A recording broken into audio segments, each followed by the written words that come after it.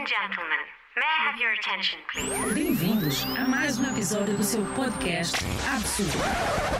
Um espaço super áudio-vídeo interativo. Um espaço super áudio-vídeo interativo para falarmos de como sobreviver ao absurdo do cotidiano de uma forma descomplexada e bem-humorada. E também com algum drama, porque afinal faz parte. Nós somos a Cláudia Brito e o Ju Torres. Mas os nossos convidados é que são absurdamente incríveis. Uma nota final, este programa vai ferir a suscetibilidade daqueles que não acreditam em magia ou no absurdo.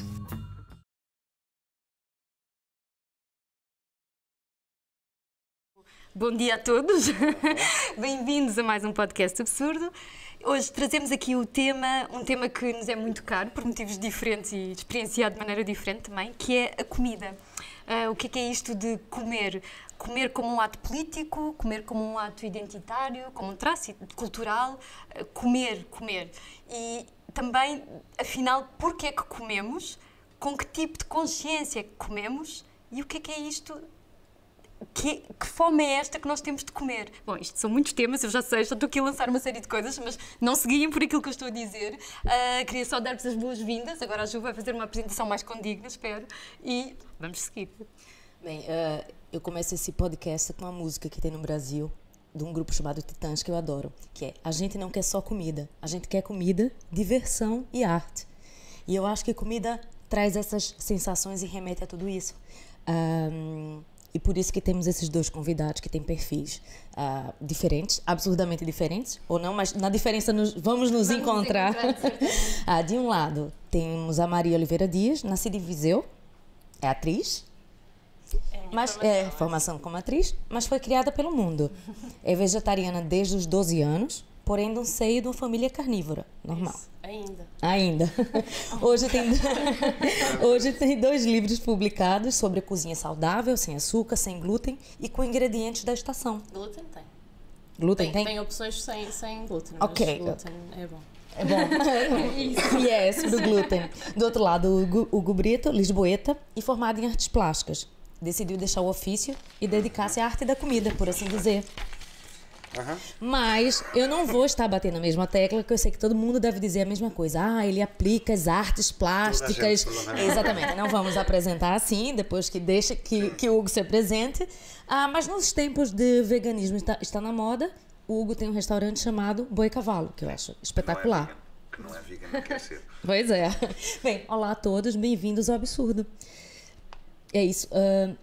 Como a Cláudia falou, tínhamos falado, anteriormente, já tínhamos falado na comida como a comida sustentável, enfim, sobre os efeitos da comida e da alimentação no meio ambiente. Mas hoje queremos abordar outra forma de comer.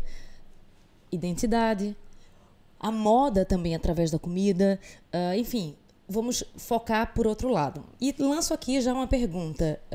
Vamos todos trocar os pastéis de nata ao pequeno almoço por tostas de abacate com ovos? Eu digo que não. Opa, eu acho que não é espada, acho que é interessante levantar essa questão mesmo.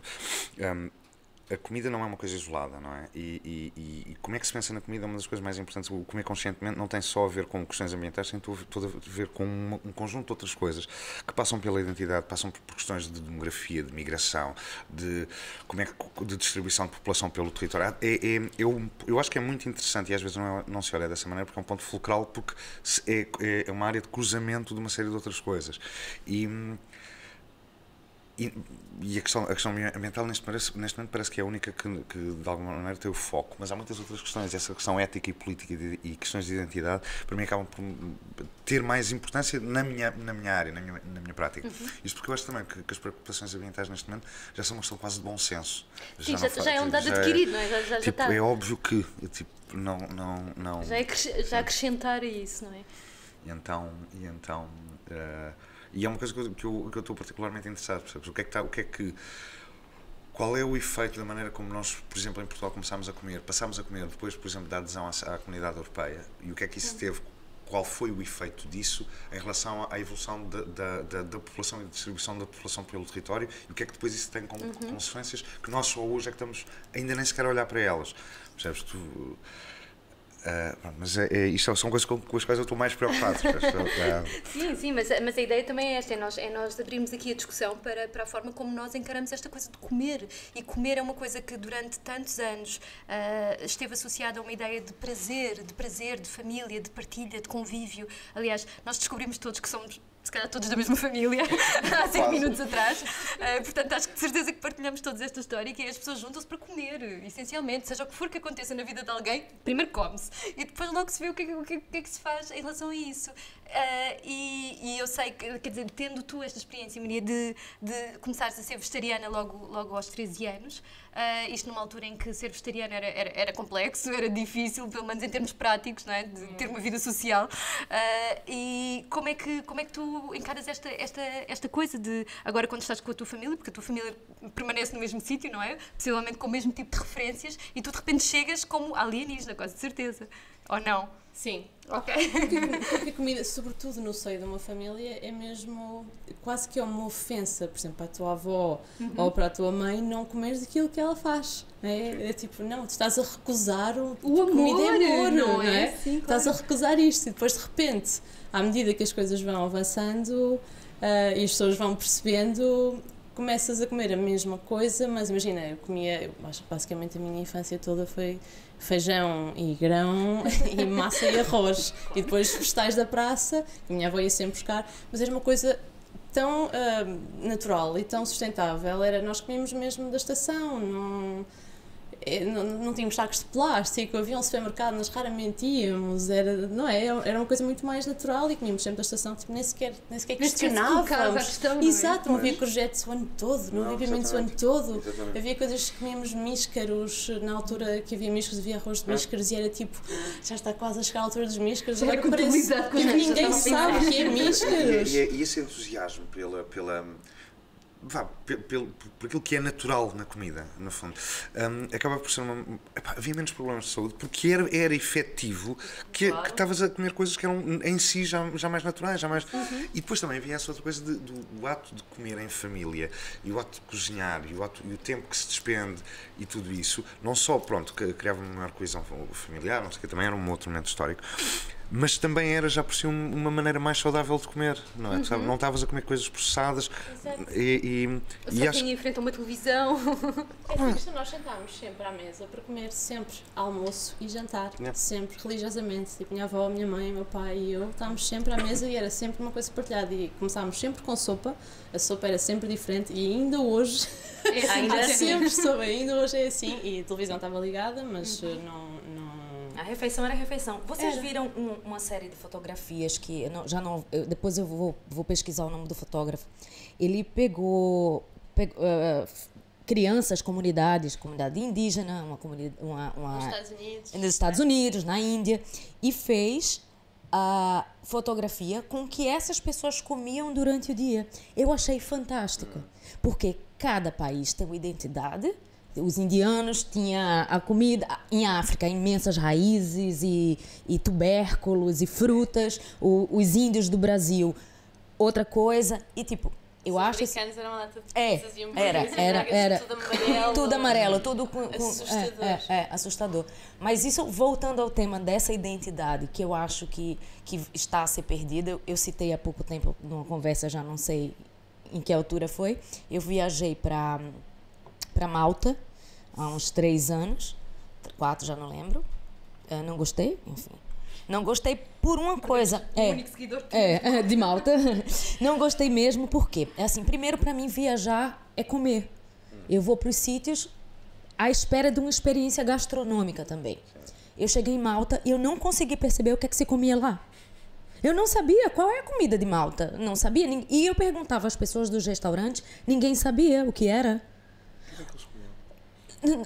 Nos restaurantes era italiano e peixe, obviamente, então ali numa ilha tinha peixe. Mas o que é que se come? Aí depois de muita pesquisa eu descobri que era coelho.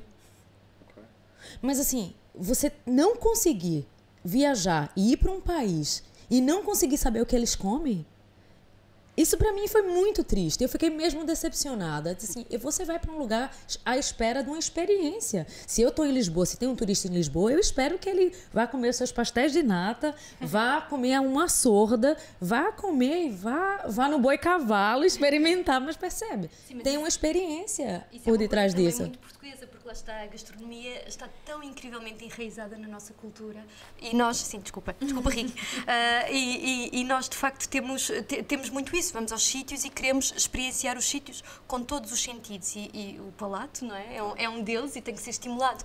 E neste contexto de globalização, que tem muitos aspectos positivos, também há outros menos positivos e um deles é este, é que de repente estamos todos a comer mais ou menos o mesmo e esse mais ou menos o mesmo faz-nos perder a identidade do outro. Nós já não sabemos o que é o outro.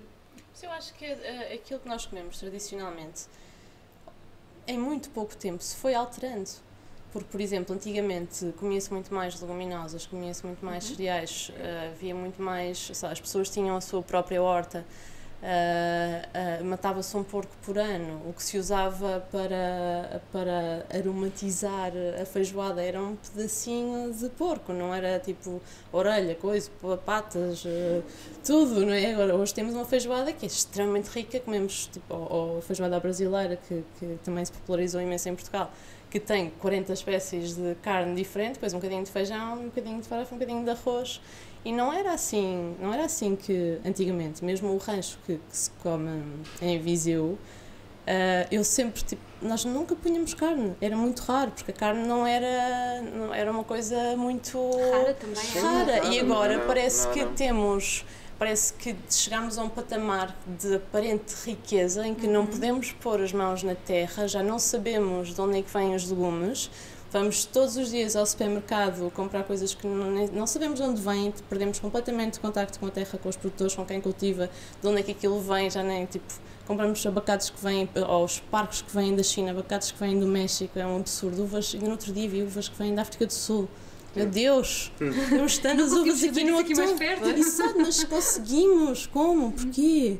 Porque não tem caroço, porque não tem... É um absurdo. E por falar daquilo que estávamos a falar há bocado, eu acho que as receitas ao longo do tempo se vão perdendo e se vão alterando, porque eu tenho um livro que eu adoro, que é da Maria de Lourdes Modesto. Tenho a primeira edição. Encontrei-se no Alfa. Eu sei. Não digas algarvios. São tantas, é uma riqueza. Em inglês, porque ele esteve fora, não havia edição em português durante anos a fio. Anos a fio. Então o que eu tenho é em inglês. Da Verbo, aquele da Verbo, o que eu tenho é em inglês. E só há pouco tempo, há um ano, coisa assim, que voltaram a reeditar em português. Mas durante imenso tempo não havia. Então, pronto, eu queria realmente ter aquela coisa e pronto, comprei em inglês. A riqueza gastronómica que há de região para região, os ingredientes diferentes. Imagina, no Alentejo comia-se porco-espinho. Tipo, hoje é completamente. Tipo, uma pessoa dizer, não, vamos comer porco-espinho para o jantar. É tipo, comer? Ninguém vai comer isso. Mas era uma tradição que agora já não é, porque é estranho comer, também já nem há tantos, não é? Porque tinhas que também. As pessoas eram pobres, tinhas que comer com a veste, não é? Exato. É uma questão de resiliência, não é? Mas a questão é que toda essa tradição se foi, portanto, vou dizer que temos que comer porco-espinho de todo. Mas acho que toda essa tradição se foi um bocadinho perdendo, até porque. Sei lá, nós temos tudo a toda a hora e de todo o mundo. E já imediato. Fui ao supermercado e não havia abacates, pá, isto é insuportável, isto não pode ser. Tu estás a esperar, desculpa. Isto eu sou a guardiã dos microfones, todo mundo tem que falar para cá. Tu tens filhos e isto é uma coisa que tu porque tu, a partir de certo momento és tu, não é? E depois a partir de certa altura, quando tens filhos, começa também a pensar, ok, que ferramentas de comunicação com o mundo é que eu lhe vou dar? E é uma das coisas que eu me debato também, porque os meus pais e os pais e os avós deles, os avós deles vêm de uma cultura que tem um bocadinho essa fuga à pobreza ou uma certa hipercompensação em relação a essa época. E então é esta coisa de me aparecerem e lhe darem morangos em janeiro. Eu não quero. Eu quero criar uma ferramentas de mediação com o mundo que não sejam estas. Quero que ele tenha noção de que existem essas estações do ano e que isso é uma coisa boa e que o adiares o prazer é uma coisa que depois resulta numa relação mais natural, numa relação mais recompensadora. Mas estás às vezes um bocadinho a lutar contra a tua comunidade mais próxima, não é? E depois contra a comunidade em geral, que está sempre a dizer não, já, e tudo, e a toda a hora, e imediato acesso, ei, mas é uma coisa que eu sinto muito é um tipo de relação que eu sinto muito frágil em Portugal, e por exemplo eu em Espanha já não sinto tanto isto. Há uma maior atenção da parte do consumidor, uma maior consciência em relação às estações do ano, quando aparecem os primeiros feijões secos da Rodia Blanca, não sei o quê. Aquilo é uma coisa, tipo, parece uma festa popular, a ascensão de Nossa Senhora do Feijão. E nós não temos isso, não é? Já quase não se come feijão em Portugal. Pois é. No caso, eu como imensos grãos e... Leguminosas. Sim, leguminosas, lentilhas, feijões e... Na verdade, é uma consciência que eu estou a mudar os hábitos alimentares e cada vez mais quero fazer isso. Mas eu acho que é uma preocupação. Não quero falar de sustentabilidade, mas eu quero ser melhor e consumir melhor. Porque eu adoro ver documentários Netflix, alimentação e não sei o que, completamente viciada. E comecei a ficar chocada vendo algumas, e que a Maria tinha citado, que ninguém sabe de onde vêm os alimentos. Ninguém faz a mínima ideia de onde vêm os alimentos. Eu uma vez eu estava a ler uma notícia que para mim foi assustadora. Isto já foi há alguns anos, portanto nem sequer é esta moda agora que existe, e de certa forma ainda bem que existe, porque está a tornar as pessoas também mais conscientes. Mas era um estudo que estava a ser feito nas escolas na América, em que pediam aos miúdos para desenhar os alimentos. Ou como eles os conheciam, ou como eles os conceptualizavam. E foi muito curioso para quem estava a fazer o estudo que, ao fim de algumas recolhas, perceberam que quando lhes pediram para eles desenharem peixe, como é que é o peixe, eles desenharam todos paralelepípedos. Justamente paralelepípedos. Portanto, eles acham que o peixe é um paralelepípedo que possivelmente anda a flutuar pela água. Mas isto é muito assustador. Está mesmo numa prateleira de supermercado, é lá que eles nascem.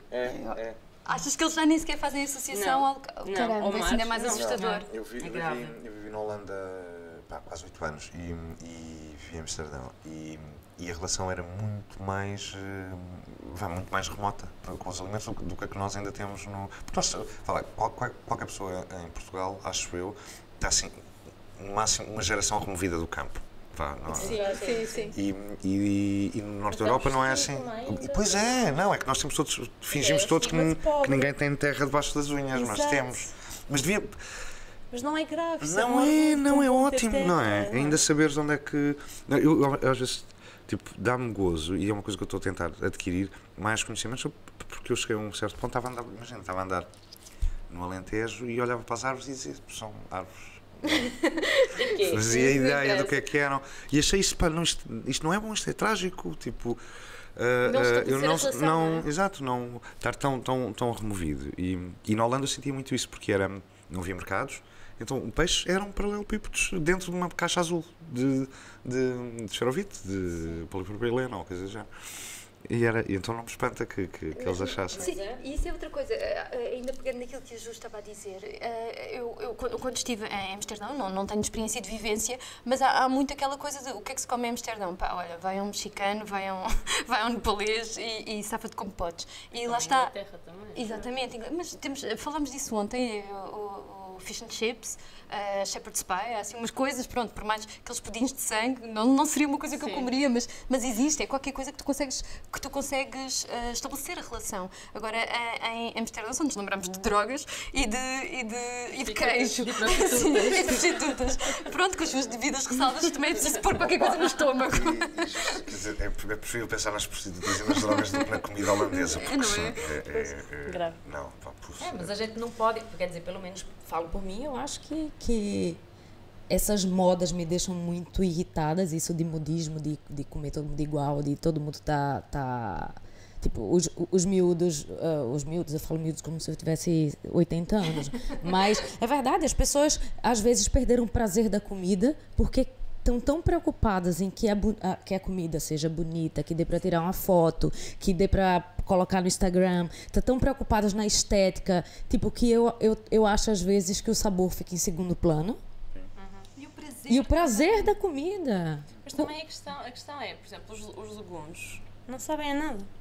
Se comprares nos sítios convencionais... Sim, eu ia dizer. se tu compras Exaltados, como assim? Não sabem É nada? verdade, não sabes? Se comprares uns brócolos, uns grelos e uma courgette, um tomate em dezembro ou em janeiro ou numa altura fora do verão, mesmo durante o verão que eles vêm de grandes explorações em Espanha, de que eles nem sequer viram o raio de sol. Aquilo nem terra, exato. Não sabem nada, mesmo os morangos. Aquilo tem, eu acho que tem sabor de aroma. De iogurte, não é propriamente morango. E quando as pessoas provam uma coisa verdadeira, uma exato, coisa assim. com sabor, é tipo, ok, é assim que é. Quando se vê aquelas maçãzinhas todas ratadas com uma lagartita lá dentro e um sabor, aquilo tão sumarento, meio azedo, meio doce. Eu já não como maçãs. Ai, Eu não tão como bom. dessas. Eu não consigo comer maçãs. Mas aquilo é tipo esferovite com água. Aquilo é tipo, quando é que chega ao fim da maçã, raios-me pardon, parece os trabalhos de casa, não é? São grandes demais também, não é? São luzivias, Mas top model, não é? Pois Não é há. aquela coisa da maçãzinha. Depois eu acho que há outra questão que aconteceu nos últimos anos, que é, apareceram muitas pessoas a dizer-nos o que é que nós devíamos comer e como, e isso é muito estranho, porque para mais nada, tipo, comer é uma coisa muito natural. Né? Nós precisamos comer. Primeiro precisamos comer porque, exato, porque precisamos disso para viver.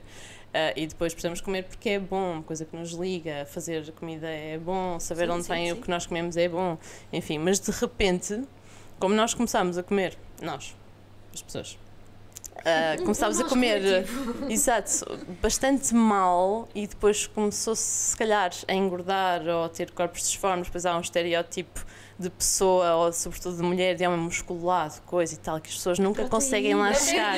Pois é, moda proteína. Que eu já tomei nessa vida. E proteína. exato, e nada contra os nutricionistas e contra as influencers e isso tudo, mas de repente houve imensa comida que se tornou uma moda e as pessoas vão agora ao nutricionista para aprenderem a comer. E é super estranho, porque ninguém precisa tipo, de aprender a respirar, ou a andar, ou a mexer. É verdade. Comer é natural, não é? E é tipo um bocadinho voltar às raízes e é tipo, o que é que eu devo comer? E contabilizam porções, é tipo uma colher de sopa de arroz com uma...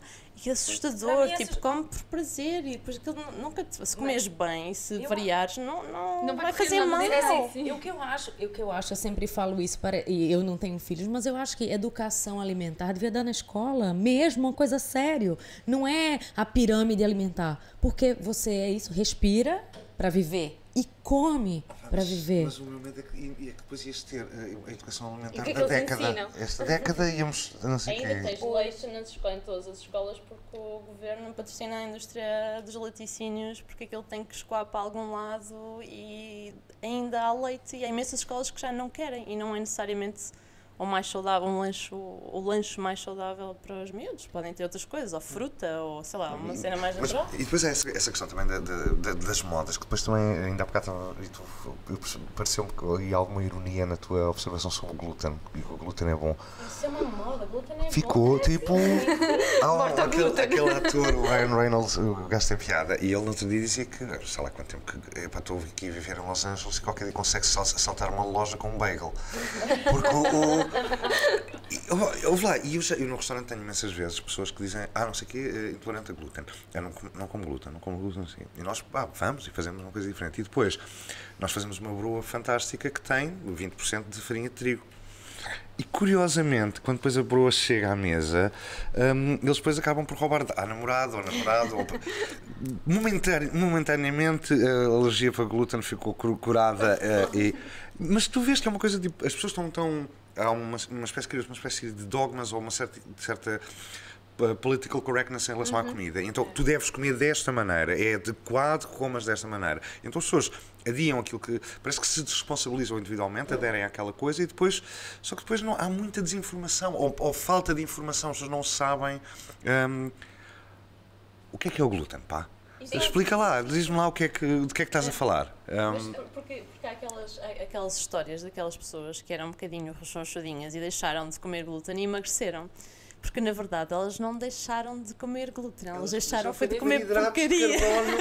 Deixaram de comer a bolachinha, o pão do supermercado, a massa tipo à fartazana, e de repente começaram a acrescentar outras coisas, porque já não tens alternativa, não é? Tens que variar a tua alimentação e é óbvio que desinchas, mas também ao mesmo tempo há imensa gente que diz, mas eu como pão e sinto-me inchado.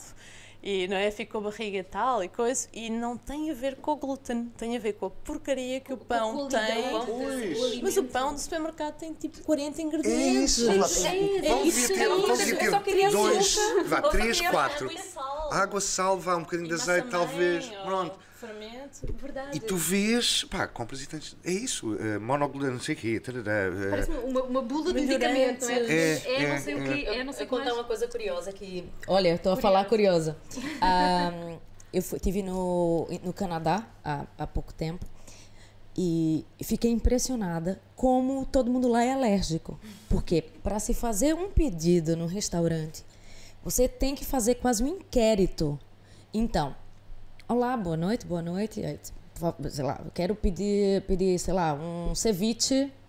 Você é alérgico a glúten ou não? E aqui pode conter vestígios de frutos secos. Sim, os frutos secos são... Aí eu, não tenho alergia a nada. Mas olha, que esse prato tem picante não sei o quê. E tem peixe. Aí eu fiz, mas eu pedi um ceviche. E eu juro, e foi, mas isso eu pensei que fosse só em um restaurante. Não. Criou-se uma... Em todos. Até, eu acho que se for a McDonald's, é a mesma coisa. E eu fiz, vamos ficar assim? Eu só quero comer. Mas eu acho que isso é um problema de sistema jurídico. Eles são todos muito neuróticos em relação a essas Sei coisas. lá. E muito Tiveste, proativos. como é que eles chamam os vanity labels ou vanity suits? Portanto, basicamente tu podes processar uma indústria por qualquer coisa. Portanto, queimei-me com o café espantoso, não é? Que queimas com o café. Aquele mito urbano, não ponha o gato no micro-ondas. É preciso dizer às pessoas para não pôr o gato no micro-ondas. Porque tens uma abertura jurídica de que qualquer pessoa pode, e que na verdade não são pessoas, são advogados que andam à caça de pessoas suficientes para criarem. É tipo os efeitos secundários dos medicamentos. Podes tomar isto, pode acontecer tudo. Não é? Para o caso de acontecer alguma coisa. Mas e entra-se nessa coisa de responsabilização individual que qualquer dia os sapatos deviam vir com um aviso. Cuidado, porque podes escorregar. Cuidado que pode andar na rua e ser atingido por um raio se estiver uma trovoada. Não é? Que tipo, tu tens que cobrir todas as eventualidades só para te proteger juridicamente. E então acaba. Mas isto é outra vez uma coisa que tem a ver com falta de conhecimento, falta de informação correta, falta de... Os meus pais ainda acreditam, por muito que eu tente contrariar, na história da carochinha de não vais tomar banho depois de comer porque vais ter uma congestão e morres. E tu tipo... Se isso acontecesse, também não conseguias andar na rua. Tipo, não há... O que acontece é, realmente... Pronto, sabes o que é que historicamente provocou este tipo de lendas? Mas as pessoas continuam a acreditar nisto e continuam a acreditar, a aderir plenamente. Tipo... Não, pronto, não. Mas há coisas que são ditas há anos e anos e anos, sobretudo estas coisas de nutrição. Por exemplo, eu não sei se vocês já viram, mas a roda dos alimentos em Portugal não é mexida desde 1970 e tal, e depois houve assim uma alteraçãozinha em 2000 e pouco.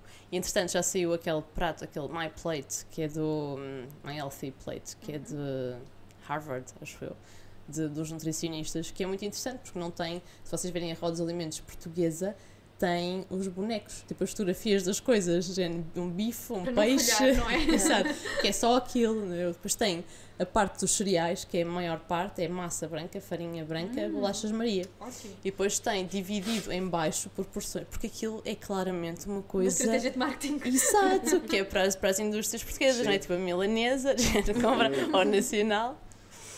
E depois tens, imagina, porções explicado em baixo e tens, por exemplo, 2 a 3 cereais, 2 a 3 bolachas Maria por dia. Tens coisas assim. Pronto, e no My Plate é uma coisa aparentemente sem lobbies, em que divides o prato, eles dividiram, é um prato, é uma roda, mas não tem lá os bonequinhos, não tem o peixe, não tem o bife, não tem a massa, os cotovelozinhos, está dividido por metade do prato deve ser vegetais, depois tem um quarto, um terço que é proteína, mais ou menos um quarto, fruta e depois tens óleos, que era uma coisa que nunca estava, que era toda a porçãozinha mais pequenino, os óleos, porque passámos por uma altura, há uns anos atrás, que os óleos eram todos responsáveis por doenças cardiovasculares, então não se podiam comer óleos, nem sardinhas, nem peixes, nem não sei o quê, porque tinham óleos, não era? Agora já é bom. Então era só margarinas. E depois tens isso, não é? E depois ao mesmo tempo também tens a indústria alimentar que se aproveita de todos esses saberes que nos incutiram que não é nada, porque isso é só basicamente marketing para nos estar a injetar coisas dentro da cabeça e nós consumirmos mais daquilo. Que tens, imagina, uma margarina altamente processada que diz que ajuda a reduzir o colesterol, porque tem óleos vegetais de girassol, exato, que é uma coisa tipo, aquilo até pode ser feito com, mas aquilo não vai ajudar a reduzir o colesterol. E no outro dia vi duas coisas, fiquei em choque no supermercado. Uma era bolachas que tinham uma cena qualquer que ajudava a reduzir o colesterol, e depois atrás, mas aquilo era em letras enormes, atrás dizia, contém aveia, que tem não sei o quê, que está provado que ajuda a reduzir o colesterol, mas tipo tinha 2% de aveia. Portanto, as pessoas vão comer as bolachas a achar que porque tem colesterol, não é? E vão comer aquilo tipo como se fosse remédio quase, e vão comprar, e custa 3 euros. É uma coisa que depois também... Mas no fundo é uma conclusão que nós tiramos todos, porque é uma coisa quase de bom senso. Isto tem tudo a ver quase com uma questão de... Tu ainda olhares pela janela, ainda vês árvores, por um lado, não é? Quase. E de equilíbrio. É a mesma coisa de... Nada, nós já sabemos as regras, não é? Já toda a gente sabe que uma vida sedentária, que não haver proximidade ao meio natural e uma dieta desequilibrada de comida processada, toda a gente sabe que isto não é bom. Não vai resultar bem, sim. E então é... A aversão à mudança, porque a mudança é difícil. Mas uma coisa que vou colocar aqui para a mesa é se vocês acham que a comida... Porque estávamos a pensar também nisto ontem, e a comida tem direito ao seu próprio pecado. A gula. Portanto, há aqui uma relação diferente com a comida daquela que se tem com outras coisas na vida. Se calhar, se nós precisarmos de... Sim, é verdade, não vamos entrar por aí, até porque já entramos. Mas é isso, mas repara que são poucos, são 7. Foram poucos os que conseguiram lá chegar ao pódio. E temos a comida. E de repente, porque é que esta coisa de comer pode ser uma coisa tão... Pecaminosa. Exatamente. Nós estamos a vê-la desta forma pecaminosa porque distanciada do seu meio natural. E isto parece que estamos todos de acordo nisto, que esse é o verdadeiro pecado. Agora temos também esta forma de consumo, de consumo excessivo ou não, depende. Ou errado. Eu escutei até num podcast também, de um podcast português, de uma rapariga que vão fazer eles, que ela estava a falar de comida, e temos uma culpa muito grande em comer algumas coisas. Ela disse que tinha culpa em comer batata, mas batata doce por dia. Exato. E eu fiz, mas nós nos tornamos culpados de comer algumas coisas porque... Isso é uma moda. Isso é outra moda, é a sopa sem batata, como se a batata fosse uma coisa horrível, quando nós, nos últimos 200 anos, nos alimentámos a batata. E é que depois é isto, batatas é mesmo, batatas boas, é maravilhoso, percebes? Tipo... Com bom azeite, está feito. Eu vou mais para a manteiga, mas tipo, as coisas que são boas, são boas. Uma alface de supermercado, como tu dizias, aquilo é uma tarefa. Está a comer aquilo, é uma tarefa. Agora, uma boa alface é uma coisa incrível. A textura, e depois a comida, quando é boa, apela aos sentidos quase todos. Apela-te à visão, apela-te até à audição, percebes? Tipo, e depois... E não se compara. E depois, essa coisa da comida processada, porque depois eles tentam ir apelar a esses vários sentidos, não é? As cores que são berrantes, os sons que fazem. Mas tu pensas, mas isto já existe, chama-se maçãs boas. Tipo, já lá está, é só estica-te mais um bocadinho, não é? Mas eu lembrei agora disso. Me veio a lembrança de uma coisa que para mim foi assim, a aberração da aberração. Uma pessoa conhecida teve um bebê e foi ao supermercado e comprou a banana já amassada. Aí disse, sim, existe banana cortada, existe tudo, né? Sim, mas aí ele, olha, comprei uma coisa que minha filha adora, uma banana amassada, num vidro. Aí eu, mas já experimentaste amassar a banana em casa e se calhar não vai ter nenhum químico. Mas dá trabalho. E é mais uma embalagem também, não é? Se compras uma banana num vidro ou num plástico, E a banana para já, quê? já tem uma embalagem perfeita. Exato. E aquilo já meio amassado também, não é? Não é- tem caroço. Não é isto, bates com ela na mesa. Não, basta pronto. pôr na mala, sem mais Nem é nada. preciso garfo. Opa. Isso eu acho que a moda tá... Não é a moda, o comodismo do supermercado. Tipo, e não deixa de ser a moda de todo mundo comer mais ou menos igual. Isso, pra mim, é o que é o mais... Opa, e há outra coisa que eu Transtornador, se é a palavra? Transtornante? Né? Tá tudo pode ser, correto, tá tudo qualquer um certo. dos dois está bem. Eu gosto muito de ir à rua do Arsenal comprar e há esse lado de... Eu nunca vou saber tanto quanto aquelas pessoas que manuseiam aqueles produtos há imenso tempo. E eu gosto da relação de confiança e da relação que é uma relação urbana entre ti, consumidor, e aquela pessoa e ser uma relação com alguém que tu podes nomear. É com esta pessoa, não é com uma corporação, rosto, não é? não é com... porque eu acho que essa divisão dos saberes é uma coisa vantajosa. Agora há muito esta moda entre os chefes que nós temos que fazer tudo. A manteiga, o pão, os queijos, o raio que parta. E por um lado, não acho que seja produtivo, não acho que seja uma coisa boa necessariamente, e depois elimina esses saberes que existiam e que eram muita parte da experiência urbana. Eu ia com o meu avô comprar café acabado de moer, uma pessoa que sabia, isto é da origem, não sei o quê, é um café que vem, sei lá, da Costa do Marfim, e as pessoas tinham um conhecimento e uma paixão pelo produto que tu não encontras equivalente num caixa de supermercado ou e havia aquela coisa do prazer e do investimento de sentido que as pessoas colocavam naquilo, porque havia também esse lado de investimento. As coisas no mundo ganham significado conforme o investimento que nós pusermos nelas, não é? Uma pessoa que trabalha no Pingo Doce não vai pôr investimento nenhum sobre aqueles produtos que vieram, sabe-se lá de onde, e não vai haver a escolha, não vai haver uma triagem, não vai haver... Não é? Mas nós perdemos, eu acho que nós perdemos essa relação de onde é que vêm as coisas. Já nem é só, tipo, o peixe vem do mar e não é um paralelo, não é? É mesmo de onde vem. E a sua relação diária com a comida. Quando eu trabalhava lá na minha loja no Porto, eu cozinhava todo dia, fazia marmita todo dia. E as pessoas já achavam isso uma coisa incrível. Eu fiz, mas por quê? Porque existe coisa melhor do que você poder escolher o que come diariamente, saber de onde veio, onde são os legumes, a forma que você gosta, o corte que você quer. Isso é um luxo de vida, você conseguir fazer isso, né? Essa relação com a comida tão próxima. Não é tão difícil. Eu acho que as pessoas têm medo, acham, mas eu Sim, não acho faço mais difícil. nada do meu dia, Não vou passar o mas, dia a cozinhar. mas eu não acho, eu acho não é assim tão perfeitamente complicado. normal. Exato. Por exemplo, eu vou buscar todas as semanas, agora mudei de casa e tenho que reajustar isso, mas todas as semanas ia buscar um cabaz de um produtor. No meu caso, na altura era no LX Factory e é um produtor de Setúbal que todas as semanas vinha a Lisboa e trazia. E é tão barato, eu acho, para o trabalho que é, porque eu não sei, isso é outra coisa, porque as pessoas nunca, por exemplo, nunca apanharam batatas. Apanhar batatas é uma trabalheira, apanhar o que é que seja é uma trabalheira. É muito, tipo, elas metem-se para a terra, fica lá tudo enfiado, é muito complicado. E então nem sequer dão valor, tipo, afastar a batata e o que custa uma batata não compensa sequer apanhá-la, hoje em dia. Mas ele tem vários legumes e é tudo da estação, vem legumes e frutas e é sempre diferente. E é tão bom, o sabor é incrível. E eu sei, foi ele que plantou, foi ele, tipo, é o rosto daquilo, é incrível. E eu acho que as pessoas... É um sabor diferente até, não é? Mesmo, é assim, eu adoro chegar a casa com o meu saco cheio de coisas e é tipo, o que é que eu vou fazer? É eu brinco maravilhoso. imenso. Eu também pedi um cabaz no Porto do Bio em Casa, que eles tinham alguns legumes que eles plantavam, então assim, meu cabaz era surpresa. Eu gostava disso.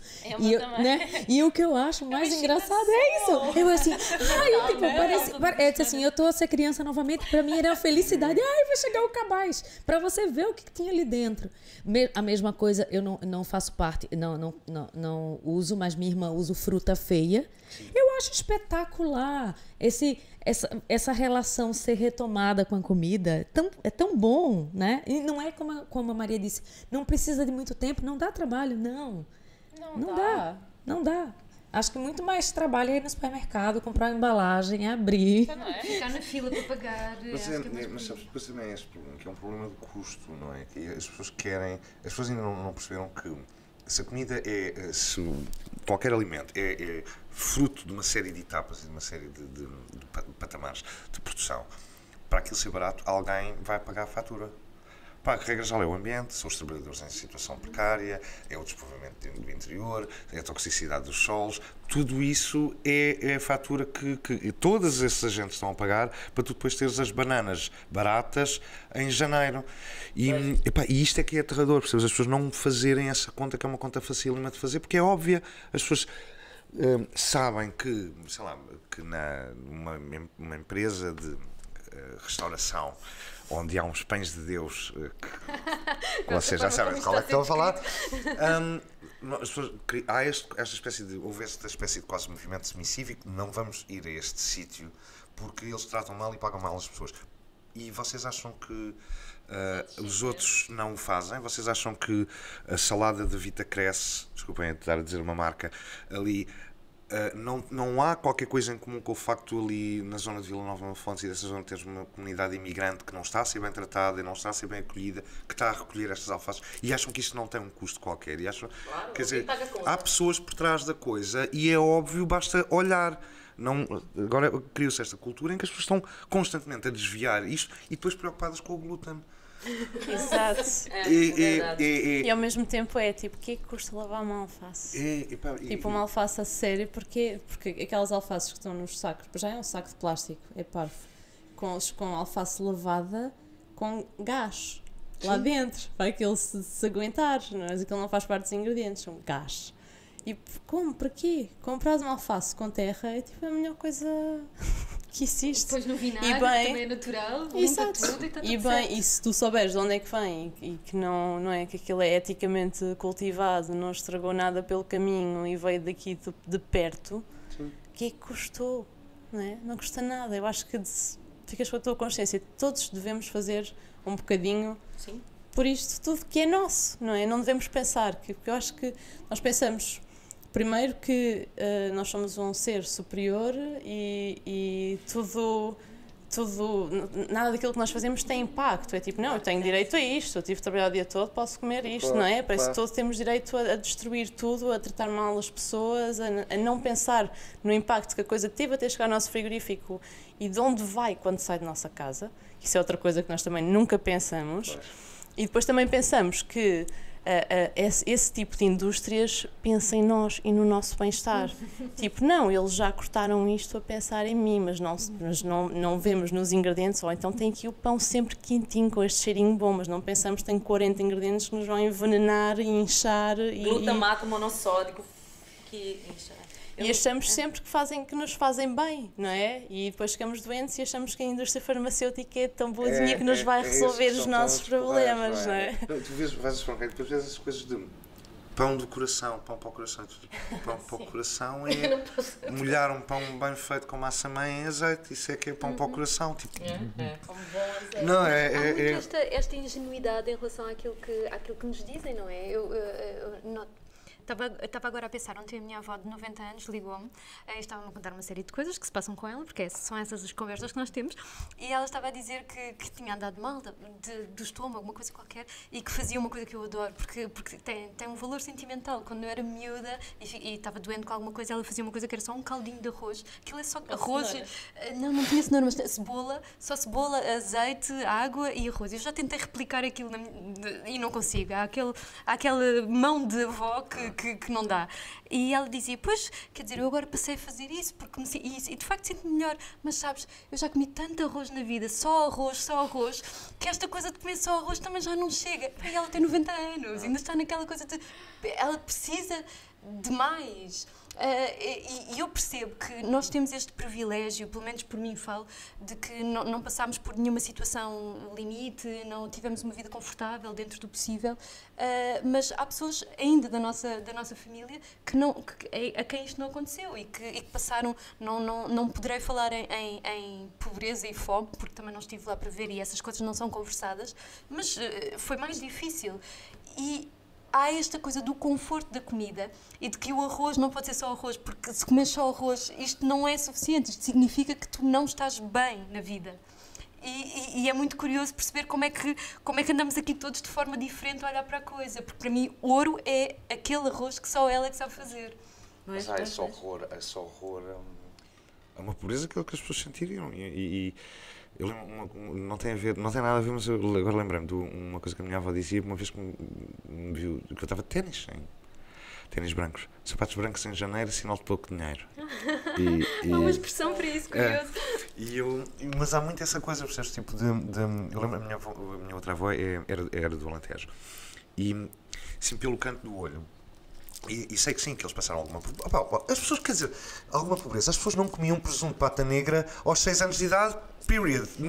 As pessoas não comiam camarão a menos que morassem ao lado da costa. Quer dizer, as pessoas não eram pobres. Pronto. E havia realmente essa relação com um porco que tem que durar para o ano inteiro. Pronto, isso não é sequer uma relação de pobreza, é uma relação de algum equilíbrio com uma proximidade aos meios de produção, não é? Mas pronto. E então, a partir do momento em que o menino. A minha avó fazia comida para o menino e para a menina, para a minha irmã. Não era, havia uma espécie de vergonha com coisas que eram uma espécie de cultura vernacular alimentar dela. A banha corada que se barrava no pão, a açor da alentejana, havia coisas que eu via pela visão periférica, mas não era comida para mim. Eu não comia. Eu só comecei a comer aquelas coisas quando, por interesse, comecei então. Porque aquilo não era comida para se dar ao menino. Aquilo era comida de um passado pobre e agora o que se dava era iogurtes e bifinhos de peru. E é uma coisa que tu notas muito. É uma coisa que às vezes até me preocupa um bocadinho. Que tradição alimentar é que os cozinheiros mais novos, malta de 20 e poucos anos, que sempre vivem na cidade, Que eles trazem. é que eles já estão mais uma geração removidos. Desse contato da origem. terra e tudo assim. Então quer dizer, então vai ser uma coisa de adesão via documentário. Não, é muito cuidarmos do ambiente porque não sei o quê. Tipo, mas sim, mas já andaste no campo. Já tiveste uma relação da pessoa que naturalmente anda pelo campo e apanha uma azeda e a chupa. Porque é o que se faz, é o que o teu primo faz. Não é. Enquanto que. E tu vês malta às vezes a passear no campo como se estivessem a passear numa galeria de arte. BBC Vida Selvagem. Não se querem sujar, querem estar assim muito direitinhos. Eis um castanheiro, creio eu. Mas quando a pediatra do filho diz: não, vocês realmente não sabem o que não fazer com este filho, com este miúdo que me trazem cá sem arranhões e nódoas negras. E é um bocado isso, percebes? Shame on you, vocês são demasiado bons pais. Pois, eu acho que devia ter um bocadinho de terra debaixo das unhas, devia haver essa coisa de saberes. E eu às vezes preocupo-me um bocadinho porque depois também porque isso tem que haver um certo equilíbrio, não é? Porque tu também tens que te permitir, de vez em quando, se for preciso, ir comer um McDonald's. Ia dizer, essa culpa. Assim, eu evito comer carne de vaca. Não gosto, nunca gostei muito. Mas, hoje em dia, se me apetece, se eu tiver com uma ressaca, eu vou comer um McDonald's. Feliz. E qual o problema? Não me sinto culpada. Mas tem gente hoje em dia que faz disso uma culpa muito grande. E eu, tipo assim, eu não carrego culpa nenhuma se me apetece comer hoje. Mas eu não faço disso uma rotina, porque eu como muito bem, obrigada. Mas se eu quiser comer, não vou sentir culpada. Sente? Não, tu não comes já, não é mesmo? A única coisa que eu faço lá é mesmo xixi quando estou mesmo muito aflita. nunca, nem café. Mas porque eu acho que não há razão. Eu não consigo perceber como é que eles conseguem ter aquela comida tão barata. Sim. Não é possível. E ao mesmo tempo acho que eles são um bocadinho. Bom, nós temos aquela ideia de que as vacas estão todas livres no prado e felizes. Pronto. E não, mas é engraçado que nós estamos só nos Estados Unidos é que isso acontece, tipo que as vacas estão, cá as vacas não estão dentro, não vêm a luz do sol e não se conseguem mexer, tipo cá é igual, é exatamente igual. A indústria é igual em quase todo sítio. E pronto, e o McDonald's acaba por representar isso massivamente, não é? Porque... Eu acho muito pior, eu acho péssimo. Eu como sem culpa porque eu não faço disso regra, mas eu acho muito, para mim, o que me agride é ver algumas cadeias de fast food. Eu falei até semana passada e eu ri, que vendem pizza com 3 dedos de queijo e gordura, com uma borda que dentro tem uma salsicha e enrolada no bacon. Tipo assim, eu...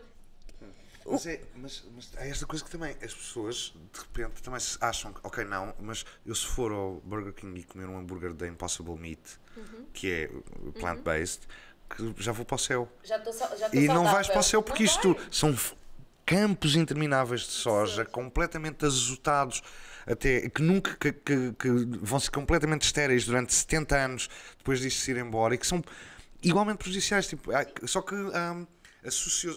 Ou seja, não é que estas práticas não existem, são mesmo, não é?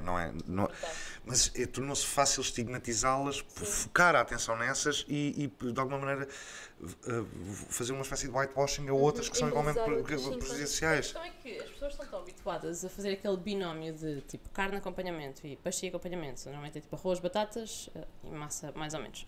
E depois e querem começar a comer melhor, porque não faz sentido. Nós nunca na nossa história comemos carne e peixe todos os dias. Agora as pessoas estão a comer carne e peixe todos os dias, não há necessidade disso. Mas se não tiver proteína, até passam mal. Exato, parece que só há proteína ali, não é? E então querem tirar a carne e o peixe, porque não faz muito sentido estar a fazer isso todos os dias, várias vezes ao dia, e de repente não sabem o que é onde substituir, o que é onde pôr no prato.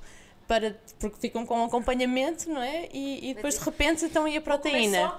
Então é uma excelente maneira destas empresas que fabricam coisas parecidas, né? Nuggets de soja, exato, para fechar. São as mesmas. É tipo. Sim, eu acho que acaba por ser, para mim, eu acho que é melhor comer um Beyond Meat ou um Impossible Burger do que comer um bife. Óbvio. Mas ao mesmo tempo eu acho que tipo, o prato assim já está errado.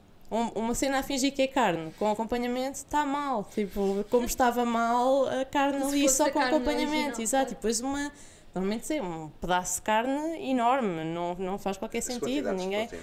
É absurdo, e depois ainda comem de manhã ovos e aquela whey com coisas que whey com abacate, tem que ter agora abacate. E depois de repente ovo, muito abacate que vem, sabe-se lá de onde, quantas pessoas morreram para ele chegar até aqui. Não, e isso é chamada a dieta funcional, que é uma coisa que em termos semânticos é super assustador, porque o funcional é aquilo que tu precisas para o teu corpo funcionar como tu queres que ele funcione, atenção, porque não é para ele funcionar naturalmente. E eu conheço pessoas que têm, aliás, há uma história muito divertida de uma pessoa vir dormir à minha casa e trazia os seus próprios ovos, porque de manhã tinha que acordar e comer 6, 8 ovos, nem sei quantos é que eram. Mas era assim, isto não é assim tão exótico. Para mim foi muito exótico, mas depois percebi que não é assim tão exótico. Mas imagina, ovos, comer 6, 8 ovos é assustador. Comer ovos que vêm de um pacote, que nem sequer têm casca, é tipo outro nível acima. E depois é tipo esses ovos que vêm num pacote, que sabe-se lá de onde é que vem, que é altamente pasteurizado e tal, que já não tem nada ali, não é? Passam e depois 5 horas na caixa, não estraga, exato, né? E depois por cima ainda metem o whey, que é uma proteína de trigo, do leite, uma proteína do leite de vaca, mas que é um absurdo, precisas de acho que não sei quantos litros de leite de vaca para fazer tipo uma colher de sopa de whey, é um absurdo, uma quantidade enorme de leite. E as pessoas acham que isso é saudável e estão cheias da força. Sim, mas... E é mesmo estranho, mas isto era aquilo que eu dizia, é aquelas coisas das modas, dos nutricionistas, das proteínas, dos corpos perfeitos, que de repente... E entregas as decisões a outra pessoa, te responsabilizas-te de seguires isto e estas etapas que vêm aqui escritas nestes bullet points, 1, 2, 3, 4, 5, e libras de decisão porque... Mas nos distanciamos do que é super, mas nem pensamos, é estranhíssimo. Mas aquilo que eu acho mais assustador é que muitas destas pessoas que têm estas práticas, elas acham genuinamente que elas estão a fazer bem. Não só isso, como elas também acham que fizeram o seu trabalho de casa, que elas foram pesquisar, estão a ler, estão informadas, estão inclusive a recorrer a nutricionistas para terem este apoio. E este é aquilo que lhes dão e isto é o resultado daquilo que lhes é dito. Isso é que é estranho. O que é que uma pessoa, qual é o prazer que uma pessoa tem quando todos os dias tem que acordar e comer 6 ovos? Com abacate ou batata doce, porque é a única coisa permitida. Eu acho que isso tudo, no fim, para mim, é quase uma questão de abandono ou desistência de cidadania. Porque as pessoas tendem a procurar opiniões que confirmam as opiniões que já têm. Eu comecei a fazer um exercício há uns anos, que foi ler jornais políticos de direita. Porque É não, importante porque conhecer é um o outro lado. exercício importante tu perceberes que alguém aquilo pode ter vem. um ponto de vista diametralmente oposto ao teu, ser bem sustentado, ser razoável e não ser um maluquinho. É fácil tu dizeres que os gajos que estão do outro lado são maluquinhos. Só que não são. São pessoas que acreditam genuinamente no que estão a dizer e é um exercício porreiro, porque é um exercício de humildade e também de elasticidade mental. Tu acederes a informação que contraria os teus pontos de vista e contraria. Só que as pessoas não fazem isso, as pessoas têm todas o hábito de coisas que são reiterativas. A minha amiga Teresa disse que o glúten fazia mal e que agora que já não come glúten está inchado. Agora vou à procura de sites que dizem que o glúten faz mal e que se não comeres, não vais à procura de sites do, sei lá, New England Journal of Medicine a dizer que não há nada, correlações provadas entre isto e aquilo. Não vais sempre à procura disto, então vives nesta bolha, rodeado de estrelinhas e unicórnios em que tudo o que tu fazes está bem porque tens todo este ambiente a empurrar-te e a dizer que sim. Pá, e não... Mas tens tudo contra, não é? É tipo, goji faz bem. Goji, tipo, por aqui que vais buscar uma cena supostamente antioxidante que vem do outro lado do mundo, porque o goji faz bem, ou chia, ou o que é que seja.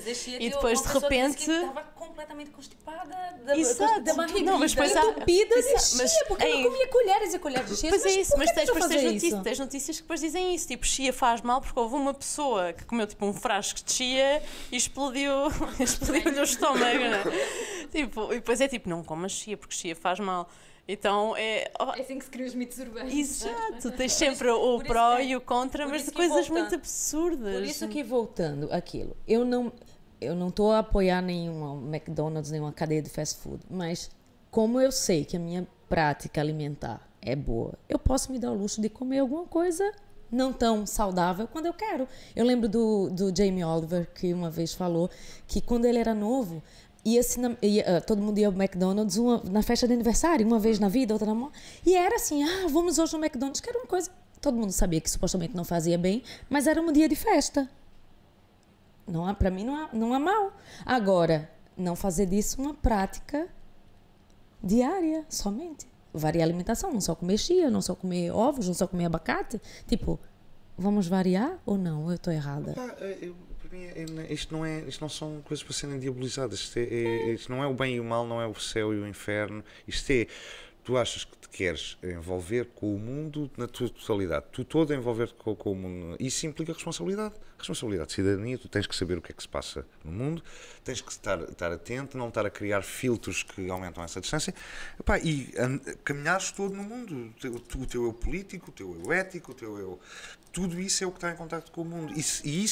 Só que isso dá um bocadinho mais de trabalho do que entregares as decisões da tua vida a outros. Pronto. Acho que é viveres com mais consciência. É, viver com mais consciência. Tudo aquilo que fazes, mas sem aquela coisa de culpa, de meu Deus, eu hoje comi uma batata frita e coisa. Não, é isso, hoje eu comi batata porque não tinha batata doce. Mas acho que tem que ser uma coisa muito natural de tu te consciencializares de que tudo aquilo que tu fazes e consomes e onde tu pões o teu dinheiro porque tem a ver contigo e depois tem a ver com os outros, não é? Investimento, sim. Exato, porque é onde tu pões o teu dinheiro, estás a dar àquelas pessoas que estão ou a tratar mal as pessoas, os seus trabalhades, ou a tratar bem. Voltas com a carteira. Exato, isso faz toda a diferença. E depois é em ti, é tipo, tu escolhes. Não é? Podes escolher um desequilíbrio dentro do equilíbrio e isso não te afeta na tua saúde, mas estares em equilíbrio vai-te fazer ser melhor, vai-te, sei lá, o teu cérebro está mais fresco, não é? Não, se tiveres, imagina, só comes porcaria, não comes fibra, tiveres prisão de ventre, não vais conseguir pensar bem, não é? Portanto, logo a partir daí todas as tuas escolhas vão ser más.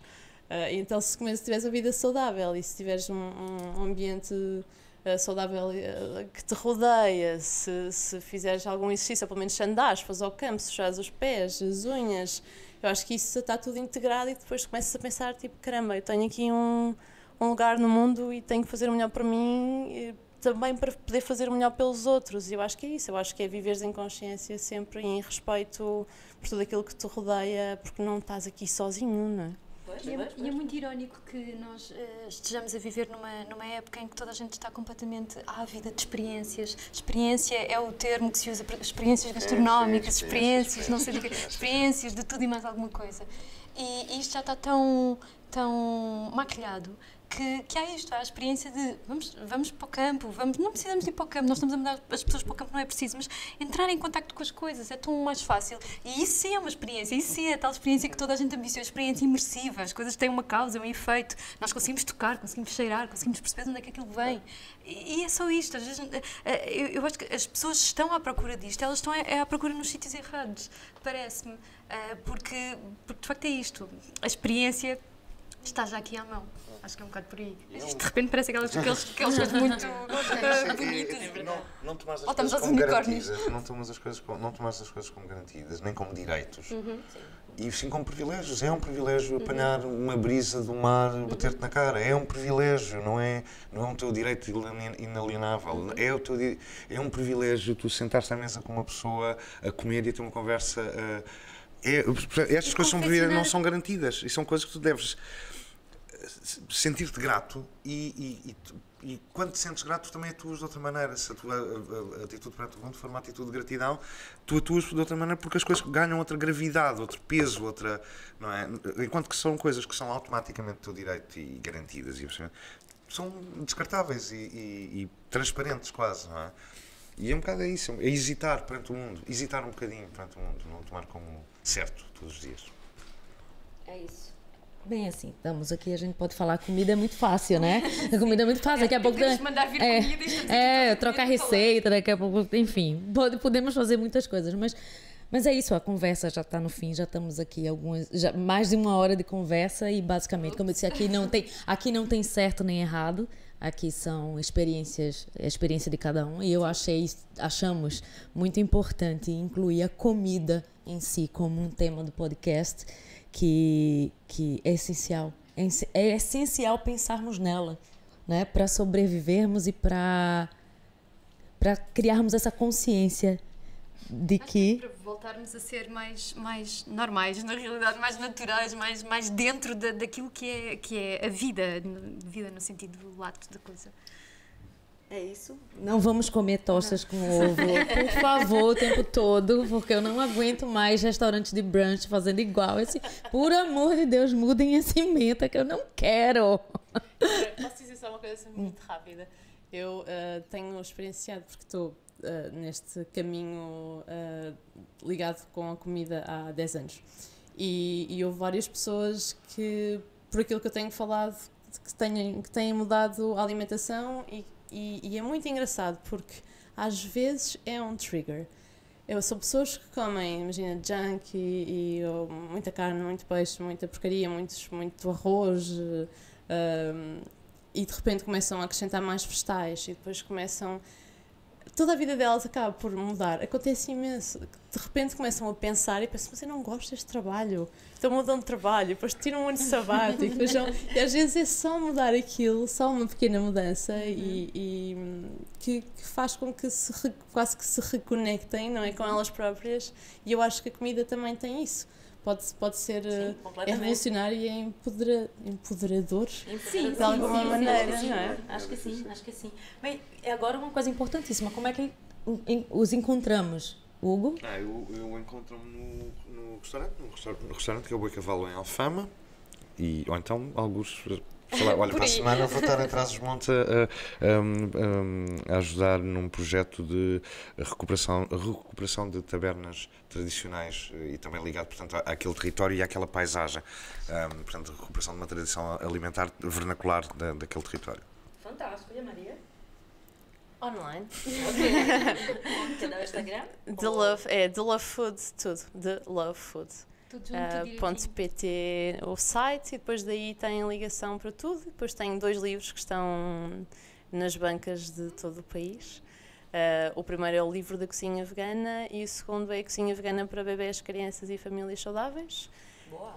E pronto, sigam. E eu não estou nunca em lado nenhum em especial e estou em todo lado. É a minha forma de estar. Não, estou tipo entre a cidade e o mato e pronto. Mas online é sempre a melhor maneira. Ok. Olha, muito obrigada. Muito obrigada. Obrigada. Você ligou para o atendedor de chamadas ou a minha secretária eletrônica. Eles são a mesma pessoa. Após o sinal, deixe seu recado que eu ligo assim que possível ou quando o fuso horário permitir. Obrigada. Alô, Ju, ainda vais a conduzir? Bom, deves vir-te com certeza. Olha, eu acabei de ver o episódio e, como seria de esperar, fiquei cheia de fome. E já estou aqui em stress, olha para o relógio e pensar, meu Deus, quando é que esta miúda chega? Esta coisa do Lisboa-Porto, Porto-Lisboa, enfim. Olha, mas agora lembrei-me, a propósito do Porto, tu sabias que vai haver um curso intensivo de cozinha vegetariana aí no Porto? Acho que é na Escola de Hotelaria e Turismo, daí, não sei muito bem, mas vai à página da Maria, do The Love Food, que está lá tudo. E pronto, é isto. Vem o mais rápido que conseguires, obviamente sem teres um acidente, porque eu continuo esganada cada vez mais e já estou a caminho da happy hour do Lapo. Vem lá ter comigo e depois seguimos para o Boi Cavalo em Alfama. Ups, estou quase a ser atropelada. E é isso, muito rápido, porque a minha barriga já não aguenta. Até já!